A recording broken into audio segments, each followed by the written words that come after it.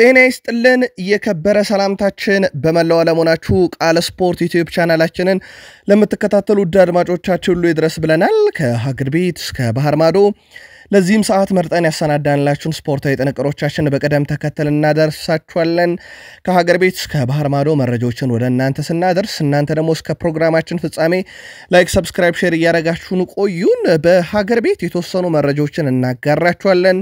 ከባህር ማዶ ጣንላለን። በዚህ ሳምንት የአውሮፓ ሻምፒዮንስ ሊግ ጨዋታዎች ከተካሄዱ በኋላና የኤሮፓ ሊግ እንዲሁም ኮንፈረንስ ሊግ ጨዋታዎች ከተካሄዱ በኋላ ከዛሬ ጀምሮ ደግሞ የሊግ ጨዋታዎች መደረግ ይጀምራሉ። እናነሳቸዋለን እነኚህን መርሃ ግብሮች።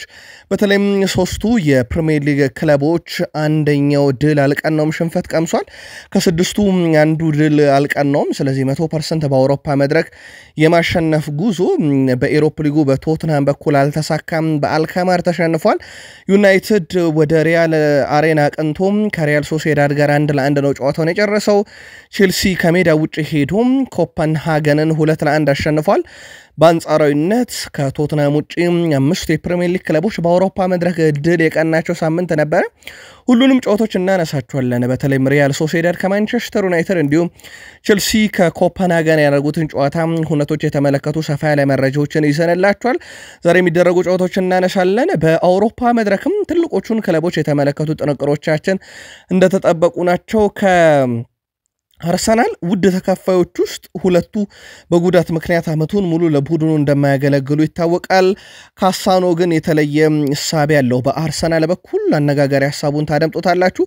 ከዛ በተጨማሪ ዴቪድ ኦርኔስቴ ተአማኙ የዘ አትሌቲክ ዘጋቢ ከአርሰናል አጥቂ ጋር በተያዘ ከታማኝ ምንጮች አገኘሁት ያለውን መረጃ እንዲሁ እናደርሳችኋለን። ከዛ በተጨማሪ በአርሰናል ቤት ሌሎችንም በርከት ያሉ መረጃዎችን ነው ዴቪድ ኦርኔስቴ በትላንትናው ዕለት ያጋራው ለአርሰናል ደጋፊዎች ከቡድን ዜና ጋር በተያዘ በስፋት የምናስደምጣችሁ ይሆናል።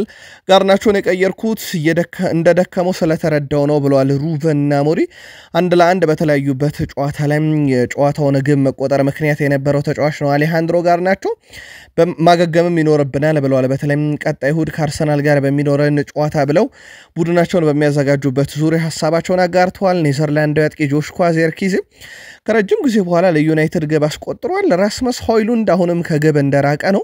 ትላንትና ግን ቢያንስ ራስመስ ሆይሉንድ ግብ ላለማስቆጠሩ ምክንያት የነበሩ ግን በርካታ ችግሮች ነበሩ። ከሱ ችግር በተጨማሪ ግን የቡድን አጋሮቹ ትልቅ ችግር ነበረባቸው። በተለይም ፖል ስኮልስ ዲያጎ ዳሎ ወንጀል ነው የፈጸመው ብለዋል። ለራስመስ ሆይሉንድ አንድ ኳስ መከልከሉን ተከትሎም ሆይሉንድ 19ኛ ጨዋታው ላይ ደረሰ።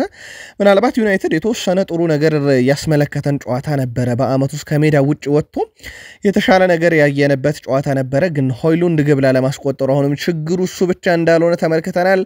በማንቸስተር ዩናይትድ እና በሪያል ሶሲዳድ ጨዋታ ዙሪያ ግን ተጨማሪ መረጃዎችን ይዘናል።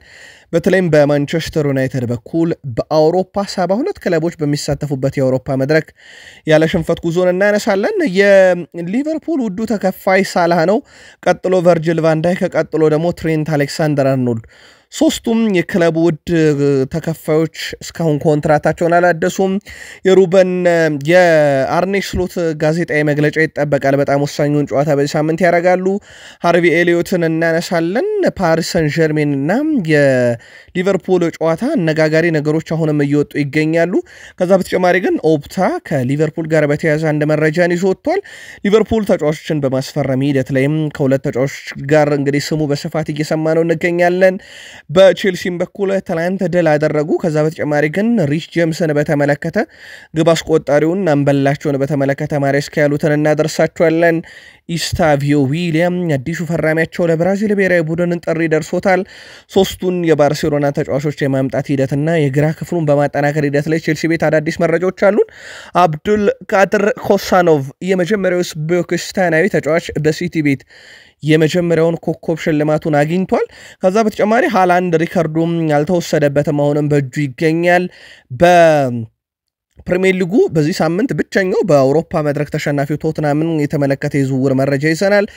በአውሮፓ ትልቆቹን ክለቦች ትልቆቹን ተጫዋቾች የተመለከቱ ጥንቅሮችን የተመለከትናቸውን ያልተጠበቁ ውጤቶች ሊዮኔል አንድሬስ ሜሲ ያልተገኘበትን ሁለተኛውን የሚያሚን ጨዋታ ጨምሮ በርከት ያሉ መረጃዎችን በአውሮፓና እንዲሁ ደግሞ ብትሰሟቸው ብለን ከመራረጥናቸው ትልቅ ተጫዋቾች ጋር አያይዘን ወደ እናንተ ውድ አድማጮቻችን የምናጋራችሁናል። እስከ ፕሮግራማችን ፍጻሜ ዛሬም ቆዩ።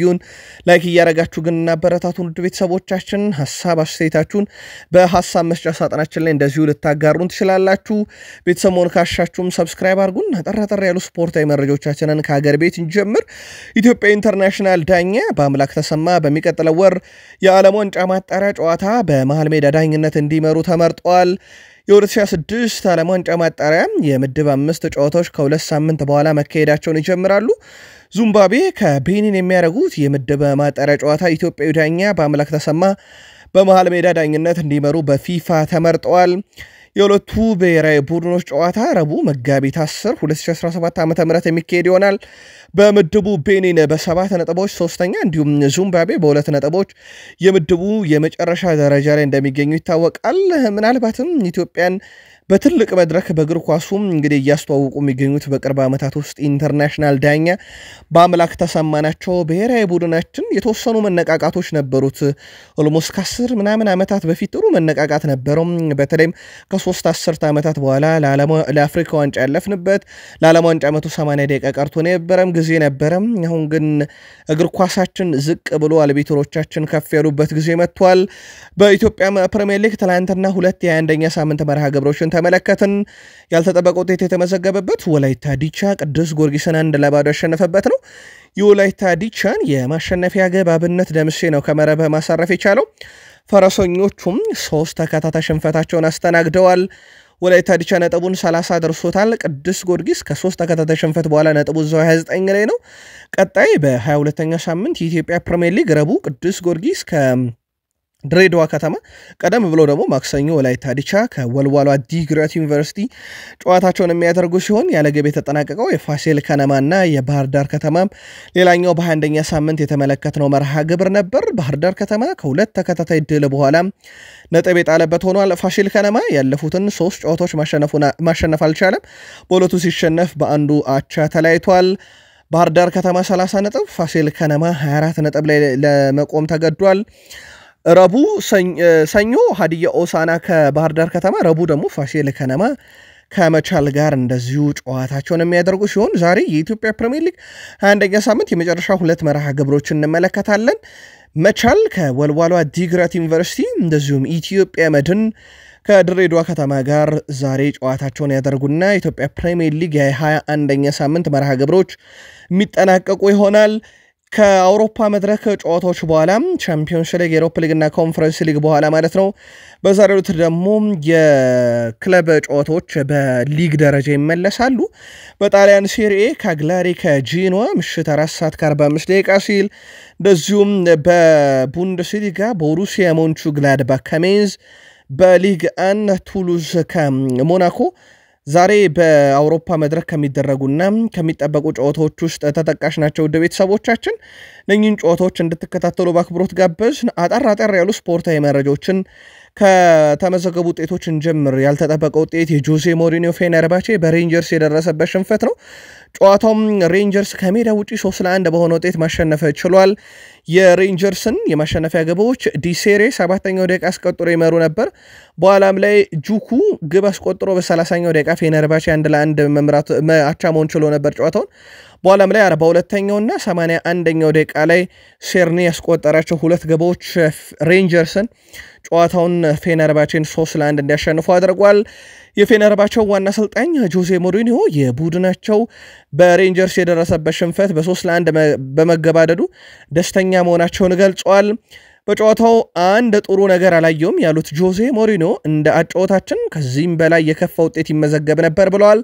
ሞሪኒዮ አክለውም ሬንጀርስ ደስታቸውን እንዲገልጹ አለመክርም፣ ምክንያቱም የመልስ ጨዋታ አለ፣ ተረጋጉ ማለት እፈልጋለሁ። ለእኛ ግን ውጤቱ በዚህም ማብቃቱ እድለኞች ነን ብለዋል። ተጨማሪ ግብ አለማስተናገዳችን በጣሊያኑ ክለብ ሮማና በስፔኑ ክለብ አትሌቲኮ ቢልባኦ መካከል የነበረው ጨዋታ ተጠባቂ ጨዋታ ነበር ጨዋታው በሮማ አሸናፊነት ተጠናቋል ጨዋታው ላይ ቀድሞ ግብ ማስቆጠር የቻለው ዊሊያምስ ነበር ለአትሌቲኮ ቢልባኦ ከረፍት በኋላ 50ኛው ደቂቃ ከረፍት በኋላ ተቆጠሩ ሁለት ግቦች ሮማ 2-1 ሲያሸንፍ አንጄሊኖ 56ኛው እንደዚሁም ደግሞ ሹምራዶቭ 93ኛው ደቂቃ ላይ ነው ለሮማ የማሸነፊያውን ግብ አስቆጥሮ ጨዋታው በሮማ 2-1 አሸናፊነት እንዲጠናቀቅ የሆነው በላዚዮና በቪክቶሪያ ፕሌዘን መካከል የነበረው ጨዋታም ከሜዳ ውጪ የተጫወተው ላዚዮ 2-1 በሆነ ውጤት አሸንፏል በጨዋታው ላይ ግን ለየት ያለ ክስተት ነበር የመጀመሪያው ነገር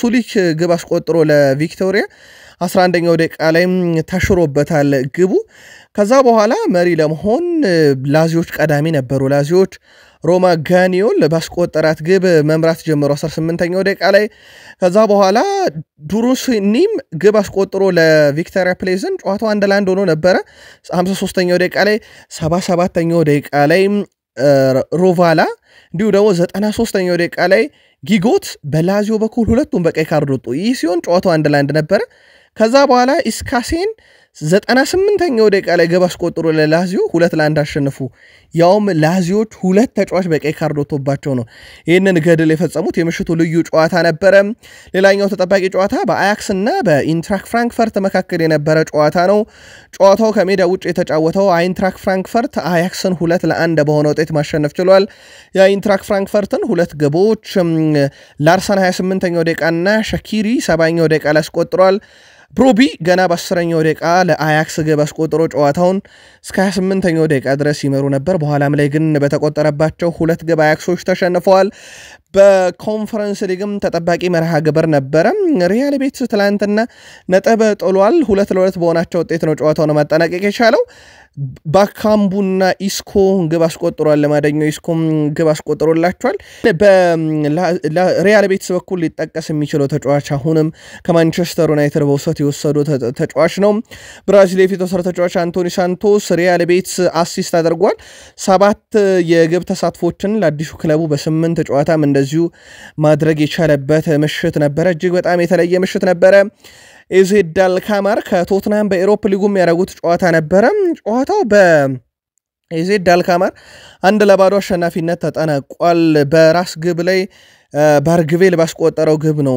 ኤዜድ አልካማሮች ቶትናምን 1-0 በሆነ ውጤት ማሸነፍ የቻሉት ቼልሲም እንደዚሁ ሌላኛው በአውሮፓ መድረክ ተሳታፊ የነበረ የፕሪሚየር ሊግ ክለብ ነው በኮንፈረንስ ሊግ ነበር ቼልሲ የተፋለመው ከሜዳ ውጭ የተጫወተው ቼልሲ ኮፐንሃገንን 2-1 በሆነ ውጤት ድል አድርጓል 47ኛው ደቂቃ ላይ ሪስ ጄምስ ግብ አስቆጠረ ሁለተኛዋን ግብ ደግሞ ኤንዞ ፈርናንዴስ 65ኛው ደቂቃ ላይ ፔሬራ ብቸኛዋን የኮፐንሃገንን ግብ 80ኛው ደቂቃ ላይ አስቆጥሮ ጨዋታውን ከሜዳ ውጭ ቼልሲ 2-1 ድል ማድረግ ችሏል ሌላኛው የፕሪሚየር ሊግ ክለብ ማንቸስተር ዩናይትድ ከሜዳ ውጭ ወደ ሪያል አቀንቶ ሪያል ቤቲስን ገጥሞ ነበር ጨዋታው 1-1 በሆነ ውጤት ተጠናቋል ዘርኪዚ 57ኛው ደቂቃ ላይ ለዩናይትድ ግብ አስቆጥሮ ዩናይትድ ይመራ ነበር በኋላም ላይ ግን ኖርዛቤላ በፍጹም ቅጣት ምት 70ኛው ደቂቃ ላይ ሪያል ቤቲስን አቻ ማድረግ ችሎ ጨዋታው በዛው ተጠናቋል የዩናይትድ እና የቼልሲ ደጋፊዎች ተጨማሪ መረጃዎችን በጨዋታዎቹ ዙሪያ ይዘንላቸዋል በፕሪሚየር ሊግ የመረጃ ክፍለ ጊዜ እናነሳዋለን የተወሰኑ አጫጭር መረጃዎችን እናስቀድምና ትላንት ከተመለከትናቸውና ሲጠበቅ የነበረ አንድ ጨዋታ ነበረ በሴቶች ነው በርግጥ ጨዋታው በሪያል ማድሪድ ሴቶችና በባርሴሎና ሴቶች መካከል የነበረ የሴቶች ኤል ክላሲኮ 17ኛ ጨዋታ 17ኛውንም ባርሴሎናዎች ትላንት አሸንፈዋል እጅግ የበላይነት በወሰዱበት ጨዋታ ላይ የሴቶቹ ባርሴሎና እንግዲህ የሴቶቹን ሪያል ማድሪድ 5-0 በሆነ ውጤት ነው ማሸነፍ የቻሉት ፍጹም የበላይነት በአውሮፓ ውስጥ ከተመለከትን በሁለት ክለቦች መካከል የሴቶቹ ባርሴሎና የሴቶቹ ሪያል ማድሪድ ላይ የወሰዱት ብልጫ ነው በእነኛ 17 ጨዋታዎች የሴቶቹ ባርሴሎና ቡድን 63 ግቦችን ሲያስቆጥሩ በተቃራኒው ሪያል ማድሪዶች ማስቆጠር የቻሉት 6 ብቻ ነው ባርሴሎናና ሪያል ማድሪድ በሁለቱም ጾታ በዘንድሮ የውድድር ዓመት ከተመለከትን 5 ጊዜ በወንዶቹም በሴቶቹም ተገናኝተው ባርሴሎና በሁለቱም ጾታ 5ቱንም አሸንፈዋል 23 ግብ ሲያስቆጥር ሪያል ማድሪድ ያስቆጠረባቸው 2 ግብ ብቻ ነው እጅግ በጣም ልዩነት አለው ትላንት ሌላ የተመለከትነው ውጤት የውጤት ጥቆማ ላይ ነን አልቃዳሻ ከአሊታድ ያደረጉት ጨዋታ ነው በሳውዲ ፕሮ ሊግ ነጥብ ጥሏል አሊታድ ጨዋታው 1-1 በሆነ ውጤት ተጠናቋል በጨዋታው ላይ ሁለቱም ግቦች የተቆጠሩት ከ90ኛው ደቂቃ በኋላ ነው። ፒየር-ኤመሪክ ኦባሜያንግ ለአልቃዳሺያም 91ኛው ደቂቃ ላይ በጨማሪው ደቂቃ፣ ንጎሎ ካንቴ ለአልኢትሃድ 97ኛው ደቂቃ ላይ ያቻነቷን ግብ አስቆጥረው ጨዋታው አንድ ለአንድ ተጠናቀቀ። የቀድሞ የፕሪሚየር ሊግ ሁለቱም ተጫዋቾች ባለቀ ደቂቃ ግብ አስቆጥረው ማለት ነው። አልኢትሃድ አንድ ጨዋታ ትርፍ አድርጎ ከተከታዩ አልሂላል ማለት ነው በ58 ነጥቦች አሁንም የሳውዲ ፕሮ ሊግን በ7 ነጥብ ልዩነት ይመራል። አልሂላል እንግዲህ ነጥብ ማጥበብ ይችላል ካሸነፈ ያለውን የነጥብ ልዩነት እንግዲህ 54 አድርሶ ወደ 4 ዝቅ ማድረግ ይችላልና ለአልሂላል አሁንም ሌላ ተስፋ የሚሰጥ አጋጣሚ ተፈጥሮለታል። ሌላኛው አልቃዳሻ ከአንድ ነጥብ በኋላ ነጥቡን 51 አድርሷል። አልናስር ቢያሸንፍም ቀሪ ጨዋታውን ከአራተኝነት የተሻለ ደረጃን አሁንም ማግኘት አይችልም። ነጥቡን 51 ነው የሚያደርሰው። በዋንጫ ፉክክሩ ላይ ግን የአልኢትሃድና የአልሂላል ፉክክር አሁንም እንደቀጠለ ይገኛል። በኢትዮጵያን አቆጣጠር ሊነጋጋ ሲል ጨዋታ ነበረ፣ ግን በዛ ጨዋታ ላይ በኢንተር ሚያሚ በኩል ማለት ነው ጨዋታ ነበራቸው። ሊዮኔል አንድሬስ ሜሲ አልተገኘም። ሊዮኔል አንድሬስ ሜሲ በተጠባባቂ ወንበርም ይሁን በአጠቃላይ በስብስብ ውስጥ እንዳይካተት ነው የተደረገው። ይህም የሆነበት ምክንያት በክለቡ ነው እቅዱ የወጣው። ይህም ሊዮኔል አንድሬስ ሜሲ ጡንቾ አካባቢ ጫናዎች እየተሰሙት እንደሆነ ተዘግቧል። በዚህ ምክንያት ለሊዮኔል አንድሬስ ሜሲ ተጨማሪ የረፍት ጊዜ ለመስጠት ታስቦ ከዛሬው ጨዋታ ውጪ እንደሆነ ነው ፋብሪዚዮ ሮማኖ በፊት ገጹ ላይ ያረጋገጠው። ኢንተር ሚያሚም ለሊዮኔል አንድሬስ ሜሲ በኮንካካፍ ሻምፒዮንስ ካፕ በነበረ ጨዋታ ላይ ኢንተር ሚያሚ ካቫሊየርን 2-0 በሆነ ውጤት አሸንፏል። የኢንተር ሚያሚ ፍጹም የበላይነትም ነበረው። በጨዋታው ላይ 70% ኳስ ተቆጣጥረው ነበረ የተጫወቱት። አሌንዴ 61ኛው ደቂቃ ላይ ከሰርጂዮ ቡስኬት ያገኛትን ግብ ሲያስቆጥር፣ እንዲሁ ሉዊስ ሱዋሬስ 83ኛው ደቂቃ ላይ ለኢንተር ሚያሚ ሌላኛዋን ግብ አስቆጥሮ ያለ ሊዮኔል አንድሬስ ሜሲ የተጫወተው ኢንተር ሚያሚ ሁለተኛ ድሉን አስመዝግቧል። በተከታታይ ሊዮኔል አንድሬስ ሜሲ ባልነበረበትም ጨዋታ ላይ ሜሲ ግን ለጨዋታ መች ዝግጁ ሆናል በሚለው ጉዳይ ላይ ተጨማሪ መረጃዎችን ካገኘን በቀጣይ መረጃ እናጣራላችኋለን። እንደሚታወቀው ሊዮኔል አንድሬስ ሜሲ በቅርቡ ለአርጀንቲና ብሔራዊ ቡድን ስብስብ በሊዮኔል ስካሎኒ አማካኝነት ጥሪ እንደተደረገለት የቅርብ ጊዜ ትውስታችን ነበረ። ውድ ቤተሰቦቻችን ዛሬ ላይ ሆነን ድፍን 100 ያህል ቀናቶች ይቀሩታል የፊፋም የዓለም ክለቦች ዋንጫ ሊጀመር። ኢንተር ሚያሚና ሊዮኔል አንድሬስ ሜሲም በፊፋው ፕሬዚዳንት ዣን ኢንፋንቲኖ መስፈርቱ ምን እንደሆነ እንኳን ባልተገለጸበት ሁኔታ ኢንተር ሚያሚ የተካተተበት ምንም መስፈርት በሌለበት ሁኔታ ኢንተር ሚያሚ እንዲካተት ከተደረገ በኋላ 100 ያህል ቀናቶች ብቻ ይቀሩታል። ውድ ቤተሰቦቻችን ከወዲሁ የትኛውን ክለብ ትደግፋላችሁ ወይንስ የእናንተ የምትደግፉት ክለብ በመድረኩ ተሳታፊ ነው? የግል መልከታችሁን አጋሩን። 100 ያህል ቀናቶች ብቻ ቀርተውታል።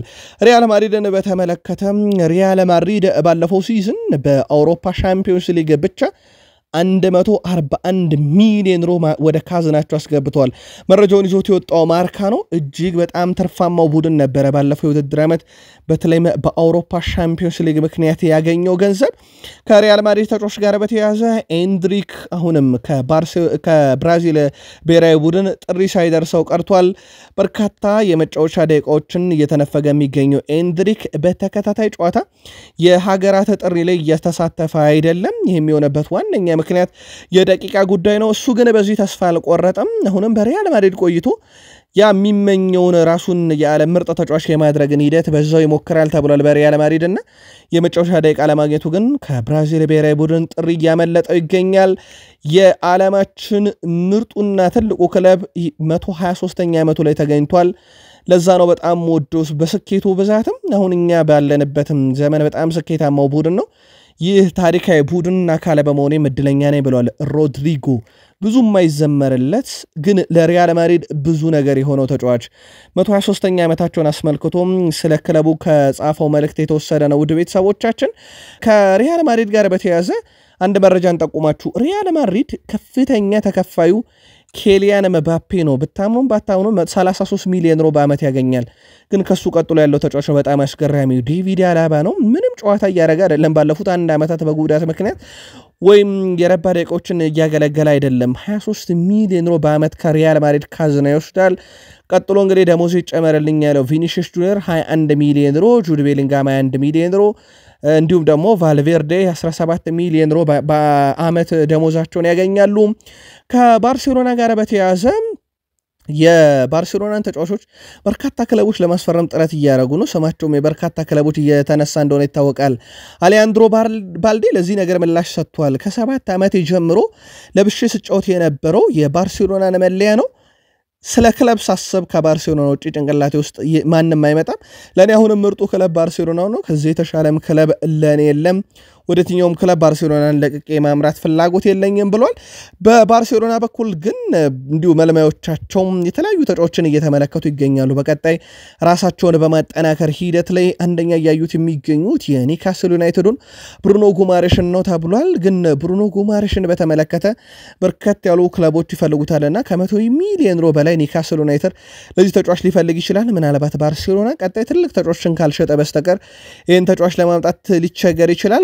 በተቃራኒው ደግሞ ከባርሴሎና እንደ ጋቢ ያሉ ተጫዋቾች ተፈልገዋል። በተለይም የፈረንሳዩ ቱጃር ክለብ ፒኤስጂ ወይም ፓሪስ ሰን ዠርሜን ይሄ ተጫዋች ላይ ፍላጎት እንዳላቸው እየተዘገበ ይገኛል። በባርሴሎና በኩል ግን በቀጣይ ተጫዋቹን በፍጹም ወደማይሸጡበት ደረጃ ማድረስ ይፈልጋሉና ተጫዋቹ በእርግጥ ባርሴሎናንም በዚህ ሰዓት የመልቀቅ ፍላጎት አለው ተብሎ አይጠብቅም። ፓሪስ ሰን ዠርሜን ግን ረብጣ ብሮችን ይዞ መጥቶ ተጫዋቹን ለማማለል ይሞክራል ተብሏል። ላሚን ያማል 144 የተሳኩ ድሪብሎችን አድርጓል። በአውሮፓም 5 ታላላቅ ሊጎች ይህን ያህል የተሳካ ድሪብል ያደረገ አንድም ተጫዋች አናገኝም። ቪኒሲየስ ጁኒየር 99፣ ዮአን ካታሂሊን 98፣ ጄሬሚ ዶኩ 97፣ ሞሰስ ሲሞን 97 አላቸውና የላሚን ያማል በ17 ዓመቱ ይህን ያህል ድሪብል የማድረግ ችሎታ ግን እጅግ በጣም የተለየ ነው። በባርሴሎና በኩል ከፍተኛውን ደሞዝ በማግኘት አንጋፋው ተጫዋች ሮቤርት ሌዋንዶስኪ 33 ሚሊዮን ዩሮ ያገኛል። ከሱ ቀጥሎ ያለው ከፍተኛው ተከፋይ ዲዮንግ ነው 19 ሚሊዮን ዩሮ። አንሶ ፋቲ እየተጫወተ አይደለም፣ ረጅም ጊዜ ሆኖታል 14 ሚሊዮን ዩሮ። ኩንዴ 14 ሚሊዮን ዩሮ። ራፊኒያ 13 ሚሊዮን ዩሮ በአመት ከሪያል ማድሪድ ካዝና የሚያገኙ ናቸው። ጣሊያን ሴሪያ የወሩ ምርጥ ተጫዋች ይፋ ተደርጓል። በጣሊያን ሴሪያ በወሩ ከተደረጉ ጨዋታዎች ውስጥ ለዩቬንቱስ በርካታ ገቦችን ያስቆጠረና ዩቬንቱስ በአውሮፓ ሻምፒዮንስ ሊግ ትኬት በመቁረጥ ሂደት ላይ ትልቁን ድርሻ እያበረከተ የሚገኘው ከውሰት ከፓሪስ ሰን ዠርሜን ያመጡት ራንደል ኮሎሙአኒ የሴሪያው የወሩ ምርጥ ተጫዋች ሆኖ መመረጥ ችሏል። በፌብራሪ ወር በፈረንጆች ማለት ነው። እጅግ በጣም አስደናቂን ጊዜ ነው እያሳለፈ የሚገኘው ተጫዋቹ። አሁንም ቢሆን ዩቬንቱሶች ይህን ተጫዋች ቋሚ ማድረግ ፍላጎት ሲኖራቸው በፓሪስ ሰን ዠርሜን በኩል እስካሁን ያልተቀነሰ 50 ሚሊዮን ዩሮ ለዚህ ተጫዋች ቋሚ ዝውውር ይፈልጋሉ። በአለፈው ክረምት ጀምሮም በብዙ እየተገፋ የሚገኘው ከጀርመኑ ክለብ ባየር ሙኒክ ቤት ሎሬን ጎሬስካም አሁን ለባየር ሙኒክ 250ኛ ጨዋታ ላይ ደርሷል። ተጫዋቹ ግን በቀጣይ ክረምት ላይ በቋሚነት ክለቡን የሚለቅበት መንገድ እየተፈለገ ነው ተብሏል። እንዲሁ ክለቡን ይለቃል ተብሎ ሲጠበቅ የነበረው ከኪሚች ጋር በተያዘ ኪሚችን በተመለከተም በርካታ ፈላጊዎች ቢኖሩም የመጀመሪያው ድርድር ግን አሁንም ከባየር ሙኒክ ጋር ቀጥሎ ተካሂዷል። ስካይ ስፖርት ጀርመኒ አንድ መረጃን ይዞ ወጥቷል። እስከ 2029 ኮንትራቱን ማራዘም ይፈልጋሉና ትናንትና መጠነኛ የሚባል ድርድሩ ላይ መሻሻል ታይቷል። ባለፈው ሳምንት ከነበረው አለመግባባት በዚህ ሳምንት የነበረው ድርድር ግን የተሻለ ነው የሚል መረጃን ነው ስካይ ጀርመኒ ይዞት የወጣው። ምናልባትም ለፈላጊዎቹ ተስፋ ሊያስቆርጥ ይችላል ስምምነት የሚፈጽም ከሆነ። ያለ ስምምነት ከሆነ ግን በነፃ ወኪል ተጫዋቹን ለማስፈረም በርካታ ትልልቅ የሚባሉ ክለቦችን ፍላጎት አላቸው። የቀድሞ የማንቸስተር ሲቲ ተጫዋች የነበረም በበርካታ የክለቦች ውስጥ ተጫውቷል። በተለይም በስፔን ላሊጋ እናውቀዋለን። አልቫሮ ኔግሬዶ በ39 ዓመቱ እግር ኳስን አቆሟል። ኔግሬዶ በእግር ኳስ ሕይወቱ በአጠቃላይ 771 ጨዋታ አድርጎ 300 ግቦችን አስቆጥሯል። በስፔን ላሊጋና እንደዚሁም ደግሞ በእንግሊዝ ፕሪሚየር ሊግ ለሲቲ ሲጫወት እናውቀዋለን። ውድ ቤተሰቦቻችን ቃል ስፖርት ዩቲዩብ ቻናላችን ላይ ትገኛላችሁ። ከሀገር ቤት እስከ ባህር ማዶ የተመራረጡ ስፖርታዊ ጥንቅሮችን እያደረስናችሁ ከተወዳጁ የእንግሊዝ ፕሪሚየር ሊግ ወዳገኘናቸው ተጨማሪ ስፖርታዊ ጥንቅሮቻችን ደግሞ እንሻገር። በድጋሚ መልካም ቆይታ ተመኘን። ቶትንሃም ሆትስፐርሶች በርካታ የአውሮፓ ክለቦች በተለይም የሰሜን ለንደኑ ክለብ አርሰናል በጥብቅ የሚፈልገውን ተጫዋች ቤንጃሚን ሼሽኮን በተመለከተ መረጃዎችን ማሰባሰብ ጀምሯል ተብሏል። ስለሆነም በቀጣይ እንደ ቼልሲ፣ ቶትናም፣ ማንቸስተር ዩናይትድ፣ ሊቨርፑልም ስሙ ሲነሳ ነበር። ሞር ደግሞ እንደ አርሰናል ያለ ክለብ ከበድ ያለ ፉክክርን በዚህ ተጫዋች ላይ ሊያደርጉ ይችላሉ ተብሏል ይጠበቃል። የአንጌል ፖስቴኮግሉ ቡድን ግን እዚህ ዝውውር ውስጥ መግባታቸው ነው እየተሰማ የሚገኘው። በትንሽ ጨዋታም 20 የአውሮፓ ሻምፒዮንስ ሊግ ግብ ላይ ለመድረስ እንግዲህ ጥቂት ጨዋታ የፈጀባቸው አሁንም ሃላንድ ሪካርድ የሚሰበር አይመስልም። ኤርሊንግ ብሮት ሃላንድ 20 ግቦች ላይ ለመድረስ 13 ጨዋታ ብቻ ነበር የፈጀበት። የቀድሞ ዩናይትድ ተጫዋች ሩድ ቫን ኒስተልሮይ 19፣ የቀድሞ የባርሴሎና ተጫዋች ሉዊስ ሱዋሬዝ 20 ጨዋታ፣ አሁን ደግሞ ራፊኒያ 21 ጨዋታ ፈጅቶበታል። ሃላንድ ሪካርድ ግን ከፍ ያለ ነው። በአውሮፓ ሻምፒዮንስ ሊግ በአሰልጣኝ ፔፕ ጋርዲዮላ የሚመሩት ማንቸስተር ሲቲዎች የወር የካቲት ወሩ ምርጥ ተጫዋቻቸውን ይፋ አድርገዋል። በዚህ መሰረት ኡዝቤኪስታናዊ ተከላካይ አብዱልካደር ኮሳኖቭ የካቲት ወር የማንቸስተር ሲቲ ምርጥ ተጫዋች በመሆን መመረጥ ችሏል። አብዱልካደር ኮሳኖቭ በርካታ ድምጾችን በማግኘት የወሩ ምርጥ ተጫዋች ሽልማት ያሸነፈ የማንቸስተር ሲቲ ተጫዋች በመሆን አዲስ ታሪክም መጻፍ ችሏል። በእርግጥ በፕሪሚየር ሊጉም ሲጫወት የመጀመሪያው ኡዝቤኪስታናዊ ተጫዋች እንደነበረ አይረሳም። አሁን ደግሞ የወሩ ምርጣቸው ሆኗል። ትላንት ቼልሲ ድል አደረገ፣ ከሜዳ ውጭ 2-1 አሸነፈ ብለናቸዋል። ግብ አስቆጣሪ አንደኛው ሪስ ጄምስ ነበረ። አሰልጣኝ ማሬስካ ሐሳባቸውን አጋርተዋል። ሪስ ጄምስ መሪያችን ነው፣ ትልቁ ተጫዋችም ነው። በትላንትናው ዕለት ለቼልሲ እንዴት ያለ ምርጥ ብቃቱን አሳይቷል ብለዋል። በተለይም እዚህ ካለበት ጊዜ ጀምሮ እስካሁን ሰዓት ድረስ ለቼልሲ ተገቢውን ነገር እየሰጠ ይገኛል። ከተጫዋቹ ጋር በተያያዘ በርካታ ምስሎችን ተመልክቻለሁና ከቀኝ ተጫዋችነት በዘለለ ሚድፊልድ ላይ መጫወት ይችላል ብለዋልና በሌላ ሜዳ ነበር ያጫወቱት ሪስ ጄምስን። እናም በተጫዋቹ በተለይም ይሄ ሁለገብ መሆን መደሰታቸውን ገልጸው በሚድፊልደርነትንም ከዚህ በኋላ እንደሚያጫውቱት ገልጸዋል። ካለባቸው በተለይም የሮሚዮ ላቪያ መጎዳት በኋላ ሪስ ጄምስን ወደ ቦታው አምጥተው የማጫወት ሌላ አማራጭም እንዳላቸው ሲዘገብ ነበረ። በቼልሲ በኩል ለቼልሲ ንብረት የሆነ ግን ለፓልሜራስ እየተጫወተ የሚገኘው ብራዚላዊ ተጫዋች ኢስታቪዮን በተመለከተ ከብራዚል ብሔራዊ ቡድን ጥሪ ደርሶታል። አስደናቂ ጊዜን ከፓልሜራስ ጋር እያሳለፈ ነው። ቀጣይ ውድድር ዓመትን ከቼልሲ ጋር ነው የሚጫወተው። ይህ ተጫዋች ብቃት ግን እጅግ በጣም አስደናቂ ነው እድገቱ። አሁን ደግሞ ለብራዚል ብሔራዊ ቡድንም ጥሪ ደርሶታል። በቼልሲ በኩል 3 የባርሴሎና ተጫዋቾችን ሁኔታን በቅርብ ርቀት እየተከታተሉ ነው ተብሏል። ጁሊየስ ኮንዴ፣ ማርክ ካሴዶ እና ፌርሚን ሎፔዝ ሁኔታ ነው እየተከታተሉ የሚገኙ። ማርክ ካሴዶ እና ፌርሚን ሎፔዝ ግን ለሽያጭ ይቀርባሉ ተብሎ አይጠበቅም። ምናልባት ከዲሲፕሊን ጋር በተያያዘ ግን ጁሊየስ ኮንዴ ቆይታው አስተማማኝ አይደለም። ቼልሲዎች 3ቱን ተጫዋቾቻቸውን ግን እየተመለከቱ ነው። ሌላው ቼልሲ ወደ ፉክክር የገባው በሜሎስ ኬርኪዝ ዝውውር ላይ ነው። ይህን ተጫዋች በማምጣት ሂደት ላይ ሊቨርፑል ተጨባጭ ፍላጎት እንዳለው ይታወቃል። አሁን ደግሞ ቤን ጃኮብስ ይዞት በወጣው መረጃ መሰረት እንደዚሁ በተመሳይ ቼልሲዎችም እዚህ ተጫዋች ላይ ፍላጎታቸውም ጠንከር ያለ ነው ብሏል። በተለይ ማርክ ኩኩሬላ ቦታ ላይ ተጫዋቹን እያፈራረቁ መጠቀም ይፈልጋሉና እንደ አማራጭም እንደተያዘ ነው መረጃዎቹ እየወጡ የሚገኙት። ከሊቨርፑል ጋር በተያያዘ ሊቨርፑሎች 29 ሚሊዮን ያስፈልጋቸዋል ተብሏል። በግራ ክፍል ላይ አንቶኒ ሩቢንሰንን ከፈለጉ አንቶኒ ሮቢንሰን በፉልሃም ቤት ይገኛል። ዘንድሮ ከፍተኛ አሲስት አድራጊነትን ከሳላህ ቀጥሎ የያዘው ተጫዋች እንደሆነ ይታወቃል። ተከላካይ ነው፣ ግን በቦታው ላይ ቀደም ብሎ የሊቨርፑል ሮበርትሰን የብቃቱ ጫፍ ላይ በነበረ ሰዓት የሚያሳየውን አይነት ብቃት በፉልሃም ቤት እያሳየን ይገኛል። አሁን ይህን ተጫዋች በቀጣይ ለማምጣት በሚደረገው ጥረት ላይ 29 ሚሊዮን ዩሮ ሌላኛው አማራጫቸው ሜሎስ ኬርኪዝም እንደሆነ ይታወቃል። በሊቨርፑል በኩል ሌላኛው የኪንግስሊ ኮማንን ሁኔታ ከሚከታተሉ ክለቦች ውስጥ ሊቨርፑል አንዱ ሆኗል። ኪንግስሊ ኮማን የመሸጫ ሂሳቡ ተቀንሶ በቀጣይ ክረምት ክለቡን እንዲለቅ ይፈልጋሉ ባየር ሙኒኮች። እናም ሊቨርፑሎች እየገመገሙት ነው ሁኔታውን። ኒውካስል ዩናይትድ ሌላኛው የተጫዋቹ ፈላጊ ሆኖ ብቅ ያለው ክለብ ነው። በዕለተ ሮብ በነበረው የአውሮፓ ሻምፒዮንስ ሊግ ጨዋታ ላይ አሊሰን ቤከር በርካታ ኳሶችን ካዳነ በኋላ ኦፕታ ተጫዋቹን የተመለከተ አንድ ቁጥራዊ መረጃን ይዞ ወጥቷል።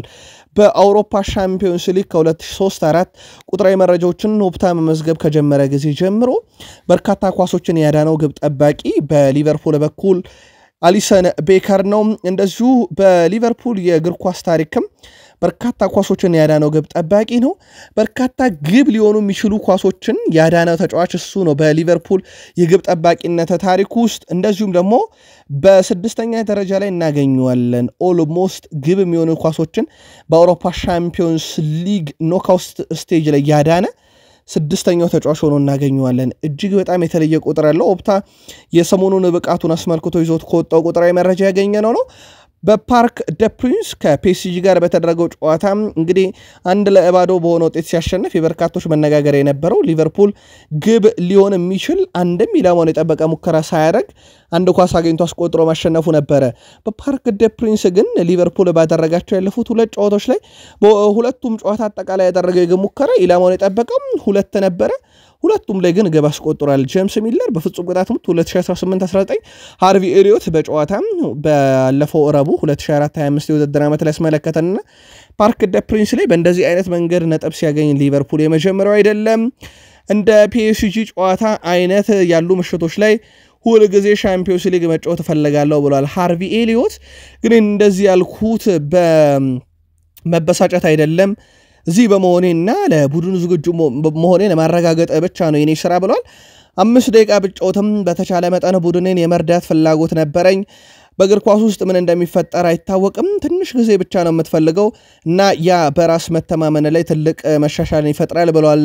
ይህ ተጫዋች ክለቡን ግን ሊለቅ ይችላል እየተባለ ነው። ሃርቪ ኤሊዮት በክረምት ብዙ ነገሮች እንደሚመጡ ተስፋ እናደርጋለን ብሏል። በተለይም በስልጠና ቦታ ላይ የቻልኩትን ያህል እድሎችን ለማግኘት በሜዳ ላይ ያልቻልኩትን ያህል ጠንክሬ በመስራት ላይ እገኛለሁ ብሏል።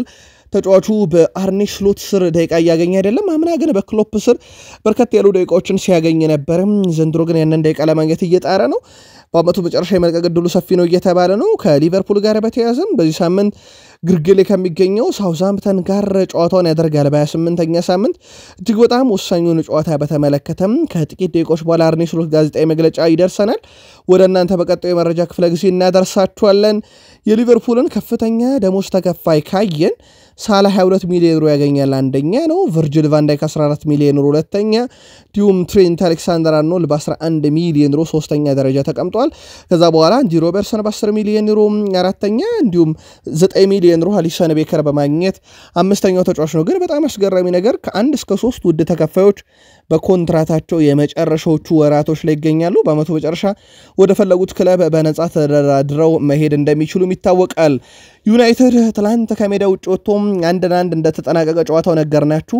ዜርኪዚ ለማንቸስተር ዩናይትድ በአውሮፓ መድረክ የመጀመሪያውን ግቡን ያስቆጠረበትም ጨዋታ ሆኖ እንደዚሁ ተመዝግቦለታል። በማንቸስተር ዩናይትድ በኩል 72 ክለቦችን በሚያሳትፈው የአውሮፓ ሻምፒዮንስ ሊግ፣ ኤሮፕ ሊግ እና ኮንፈረንስ ሊግ በአጠቃላይ በአውሮፓ መድረክ 72 ቡድኖች ውስጥ ብቸኛው ሽንፈት ያልገጠመው ቡድን ማንቸስተር ዩናይትድ ሆኖ ቀጥሏል። በኤሮፕ ሊጉ ነው ዩናይትድ እየተሳተፈ የሚገኘው።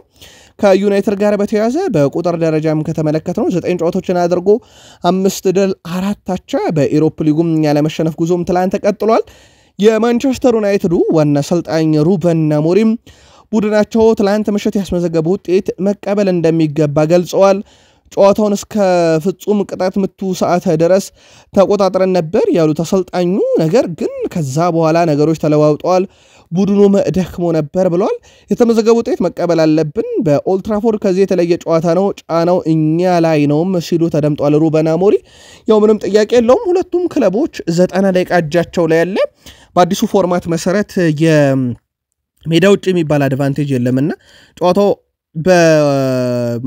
በአቻ ውጤት የሚጠናቀቅ ከሆነ እዛኛው ሜዳ ላይ ወደ ፍጹም ቅጣት ምታምርተው ነው አሸናፊ የሚለየውና ጫናው ለኛ ነው ብሏል። ኦልትራፎርድ ላይ በሚደረገው ጨዋታ ላይ ሩበን አሞሪም ከማንቸስተር ዩናይትድ ጋር በተያያዘ ዜርኪዚ 41 ጨዋታ 5 ግብ ሁለተኛ አሲስቱ ላይ ደርሷል። በአጠቃላይ በምሽቱ ጨዋታ ላይ ዜርኪዚ 100% የተሳካ ድሪብል አድርጓል። አዲሱ ሚናው 10 ቁጥር ለዚህ የተመቸው ይመስላል። 21 ፓሶች ነበሩት፣ 6 የአንድ ላይን ግንኙነት 4ቱን አሸንፏል። 3 ሙከራ፣ 2 ኳስ አስጣለ፣ 2 ኳስ ከግብ ክልሉ አርቋል፣ 2 የተሳኩ ታክሎችን ፈጽሟል፣ 1 ጎል አስቆጥሯል። 8.3 በጨዋታውም የተሰጠው ሬቲንግ ነበረ። ለሱ ግብ መቆጠር ምክንያት የነበረው አሌሃንድሮ ጋርናቾ አሲስት ነበረ። ጋርናቾም በትላንትናው ጨዋታ ላይ 100% ኳስ የማቀበል ስኬት 22 ኳስ ነካ 5 ሙከራዎች ሁለቱ ኢላማቸውን የጠበቁ ሁለት የግብ ዕድሎችን ፈጥሮ ነበር አንደኛው በአሲስት እንዲመዘገብለት ሆኗል ራስመስ ሆይሉንድ ከጎል ጋር ከተራራቀም ትላንትና 19ኛ ጨዋታውን ደፈነው ውድ ቤተሰቦቻችን በጣም አስገራሚ ነገር ግን ትላንትና ገማግማት የሚችልበትን እድል ዲያጎ ዳሎ አላቀበለውም ይህን ኳስ ኦልሞስት ለሱ ደረጃውን በጠበቀ ደረጃ አሲስት ማድረግ ይችል ነበር ለራስመስ ሆይሉንድ በምስሉ ላይ እንደምትመለከቱት ምናልባት ትንሽ ፈዘዝ ያለች ምስል ናት በጣም አስገራሚ ነገር ይህን ኳስ አሲስት ከማድረግ ይልቅ ኳሱን ወደ ኋላ ነው የመለሰው ዲያጎ ዳሎ በኋላም ላይ የቀድሞ ማንቸስተር ዩናይትድ ተጫዋች ፖል ስኮልስ በአንድ ሚዲያ ላይ ተነታነ እየሰጠ ነበር ይህ ፍጹም ወንጀል ነው ብሏል ዲያጎ ዳሎ ወንጀል ነው የሰራው ይሄን ኳስ ሆይሉንድ ቢስተውም ማቀበል ነበረበት ብሎ ነበርና ሆይሉንድ አንዳንድ ጊዜ እሱ ግብ አለማስቆጠሩን ብቻ ሳይሆን አጣማሪዎቹ ራሱ ለሱ አሲስት ማድረግ ላይ ትልቅ ችግር እንዳለባቸው የተመለከተ ነበር ሩበን አሞሪም ስለ ሆይሉንድ በጣም ጠንክሮ እየሞከረ ነው ሩጫ ለማድረግ ሁሉንም ነገር እየሰጠ ነው ከተለይም በሃይላይን ነው ጨዋታን የምንጫወተው እናውቃለን ስለዚህ ፍልሚያን ማድረግ ነበረበት መበሳጨት ማቆም አለበት ብሏል ተጫዋቹን የራሱ ችግር እንዳለ ሆኖ በጋርናቾና በዳሎ ተከቦ የሚጫወተው ይተጫዋች ግን ግብ ለማግኘት አሁንም የብሩኖ ፈርናንዴዝን የሆነ ተአምር የሚፈልግ ተጫዋች ሆኗል ብሩኖ ፈርናንዴዝ ደግሞ ከጀርባው ነው የሚጫወተው ብዙ ጊዜ የብሩኖ ኳሶች ወደ ሳጥኑ ጥግና ጥግ ላይ ሲሆኑ ሞር አደገኛ ናቸውና ብዙ ጊዜ ለአሊያንድሮ ጋርናቾ አሊያም ለክንፍ ለሚጫወተው አማድ ዲያሎ የብሩኖ ኳሶች በተለይም ከአሲስት በፊት ያለው የመጨረሻ ኳሶች ላይ በጣም ጥሩ የሚባል ነው ግን ሆይሉንድን አሁንም ሊያገኙት አልቻሉም ኔዘርላንዳዊ አጥቂ ጆሽኮ ዚርክዚ ከጨዋታው መጠናቀቅ በኋላ በፍጹም ቅጣት ምቱ ዙሪያ እድለኞች አልነበርንም በቦታው ስለተፈጠረው ነገር እርግጠኛ ሆኜ መናገር አልችልም ጥሩ የግብ ዕድሎችን መፍጠር ችለናል ሆኖም በስተመጨረሻው ጨዋታው ባቻ ውጤት ተጠናቋል ከፈጠርናቸው የግብ ዕድሎች አንፃር የተሻለ ውጤት ይገባን ነበር ብዬ አስባለሁ ከጥሩ የቡድን አጋሮች ጋር እንደተጫወትኩ አስባለሁኝ በቡድኔም ደስተኛ ነኝ ነገር ግን ግብ ማስቆጠር ሁደት ላይ መሻሻል አለብን ብሏል በመልሱ ጨዋታ ኦልድ ትራፎርድ ላይ ዛሬ ካሳየነው ነገር የተሻለ መሆን አለብን ብሏል ከጨዋታው በኋላ ማገገም ይኖርብናል በአርሰናል ጨዋታ ላይ ጭንቅላታችንን በሚገባ ልንጠቀም ይገባል ያሉት ደግሞ ሩበን አሞሪም ናቸው የሁዱ ጨዋታ በዚህ ውድድር ዓመት በሚኖረን ሁኔታ ላይ ዙሪያ ትልቅ ተጽዕኖ ይኖረዋል ብለዋል በሁዱ ጨዋታ ከሽንፈት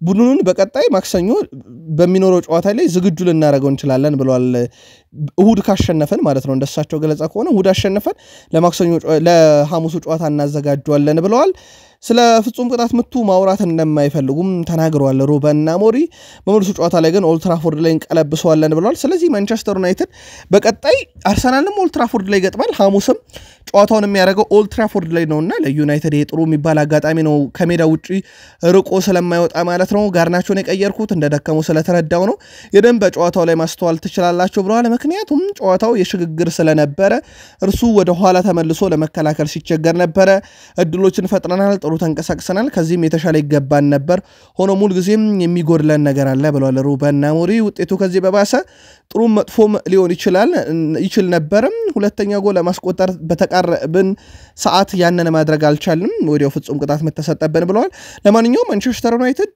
እሁድ የካቲት 30 በኢትዮጵያን አቆጣጠር አንቶኒ ቴይለር በመሃል ሜዳ ዳኝነት በሚመሩት ጨዋታ አርሰናልን ምሽት 1:30 በኦልድ ትራፎርድ የሚያስተናግድ ይሆናል አርሰናል ከስፖርቲንግ ዳይሬክተርነት ጋር በተያያዘ ምርጫቸውን እየቀነሱ መጥተዋል አንድሪያ ባርታ ከነሱ መካከል አንዱ ነው ነገር ግን ሌሎች እጩዎች አሉ እና የመጨረሻ ውሳኔ ገና አሁንም አልተሰጠም አርሰናል ቅድሚያ የሚሰጠው ለቦታው ከመቸኮል ይልቅ ትክክለኛውን ቀጠሮ ይዞ በደንብ መገምገም ይፈልጋል እነኚህን ሰዎችና በስፖርቲንግ ዳይሬክተርነት ውሳኔ ላይ አርሰናል አሁንም ጥንቃቄ የተሞላበትን ሂደት መርጧል ብለዋል አትሌቲኩ ጸሐፊ ዴቪድ ኦርኔስቴ ከዛ ውጭ ግን ዴቪድ ኦርኔስቴ አንድ ይዞት የወጣው መረጃ አለ አርሰናል ከሴስኮ ይልቅ አይሳክን መስፈረም ይፈልጋል ብለዋል የዴቪድ ኦርኔስቴ መረጃ እንደሚያመለክተው ከሆነ አርሰናል ሁለት የአጥቂ መስመር ተጫዋቾች አማራጮችን ብቻ ይዞ ከዛ ውጪ ምንም ነገር አልሰማውም ብለዋል ሴኮን አይሳክን በዋነኝነት ለማስፈረም እንደሚፈልግ አውቃለሁ ብሏል።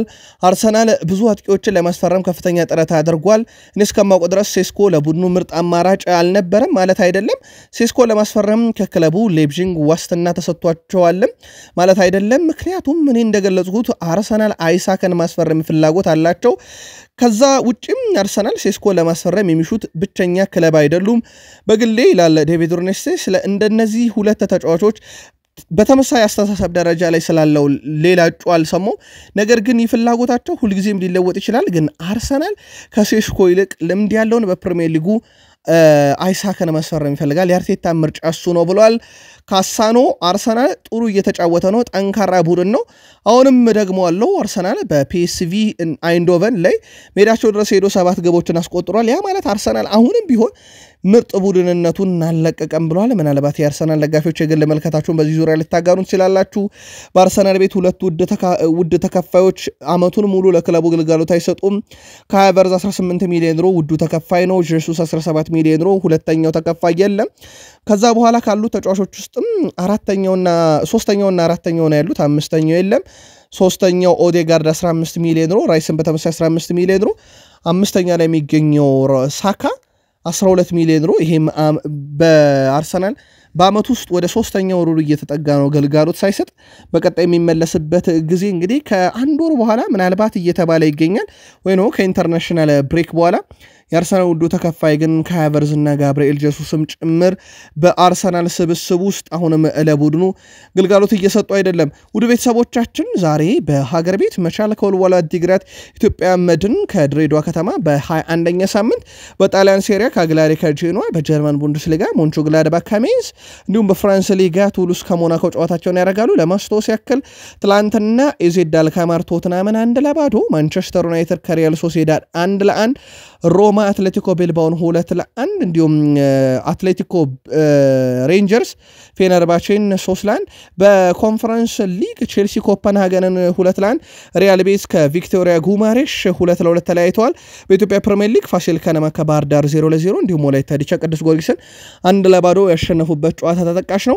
ዛሬ ከአሰልጣኞች የሚሰጥ ጋዜጣዊ መግለጫ ለቅዳሜና እሁድ በሚደረጉ ጨዋታዎች ላይ እነኚህን ጋዜጣዊ መግለጫ በተመለከተ ከጥቂት ደቂቆች በኋላ ተጨማሪ መረጃዎችን ይዘን እንመጣለን። እስከዛው በያላችሁበት መልካም ጊዜ እንዲሆንላችሁ ተመኝተን ላይክ፣ ሰብስክራይብ፣ ሼር እንድታደርጉን ግን በአክብሮት ጋበዝን። የአሁኑን ቋጨን። ሰናይ ጊዜ